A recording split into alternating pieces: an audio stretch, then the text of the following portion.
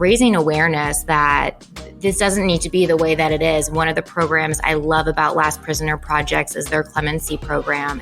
What it does is it pairs prisoners with a pro bono lawyer that they fill out the paperwork together and they file it for them.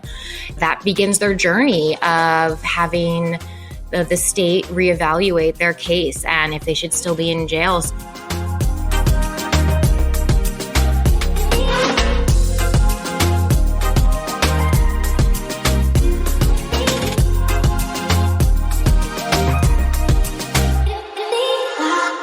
All right, everyone, welcome back to another episode of the Cannabis Corona Report, where we speak to cannabis companies that are succeeding or helping others succeed during the global pandemic. And today, we are joined by Allie Marconi, the Director of Marketing for Copperstate Farms. Allie, welcome to the show. Hi, Dan. Thank you so much for having me.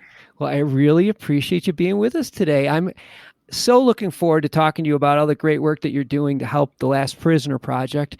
But before we do, let's talk a little bit about Copperstate Farms, which is one of the largest, if not the largest, vertically integrated cannabis companies in the United States. Give us a brief overview. Yeah, well, in a nutshell, right now we're the largest outdoor Dutch-style greenhouse. We're coming in at about 53 acres under glass.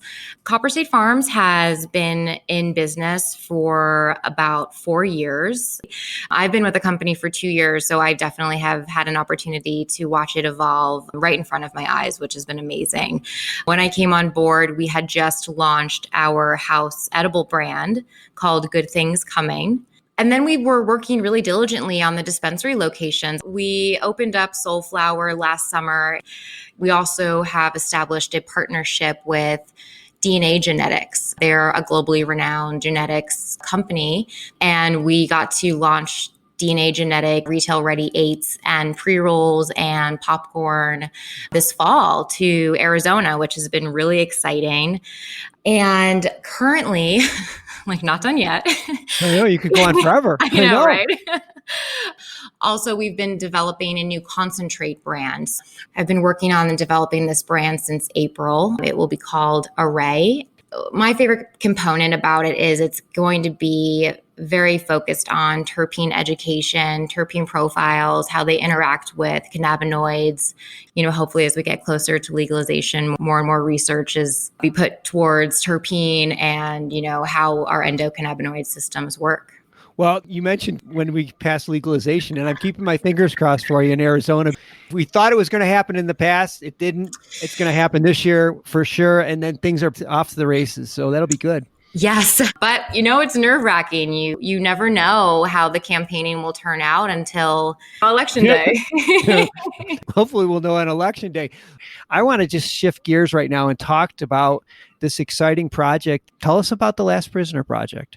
Absolutely. So really seeing what's going on in the industry and who's been affected and how their lives have been derailed by cannabis charges. For us, we don't sleep well at night knowing that that is going on, and we're running our business off of something that someone is sitting in jail because of. So for us to put our effort and energy behind this organization, behind this cause, raising awareness that this doesn't need to be the way that it is. One of the programs I love about Last Prisoner Projects is their clemency program. What it does is it pairs prisoners with a pro bono lawyer that they fill out the paperwork together and they file it for them. That begins their journey of having the state reevaluate their case and if they should still be in jail.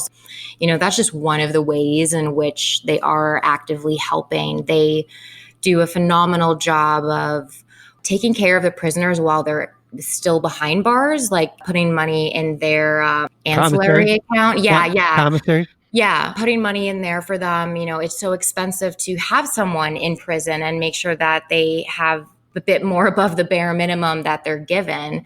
Works really closely with a scholarship program for their children whose parents have been affected by this. And I love the fact that the organization has a program in place that not only is really trying to get these people out of jail, but also while they're there, being realistic and saying, okay, well, we need to take care of you while we're there. We need to take care of your family while you're not with them. Then when you do get to a place of being released, let's take care of you as you implement back into society.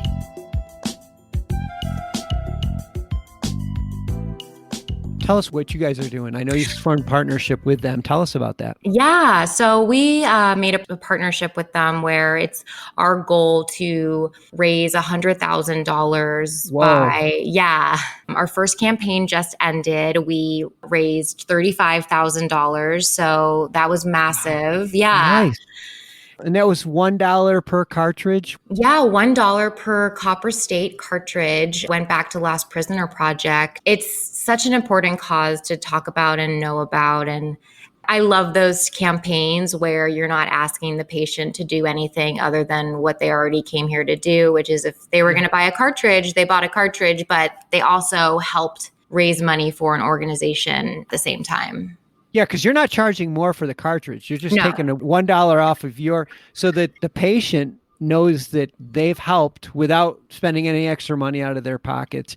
I think it's so great on so many levels, but you're bringing awareness to something that people need to understand is that there are a lot of people right now that are in jail for crimes that right now would be making them a lot of money legally, but before it was illegal, now they're still in jail and it isn't fair. And that's what's so great about what you're doing.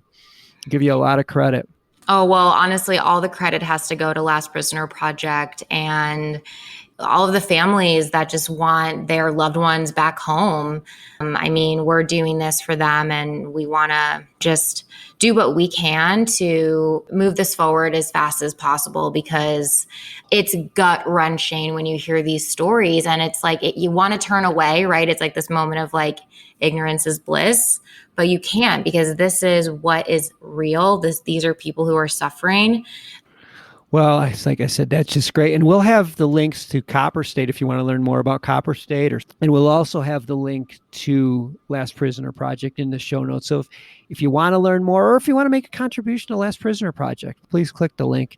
Allie, thank you so much for being on the show. I really appreciate it. It's nice getting to know you. And thank everybody in your organization for what they're doing. We really appreciate it. Absolutely. Absolutely. Thank you, Dan. I really appreciate it too.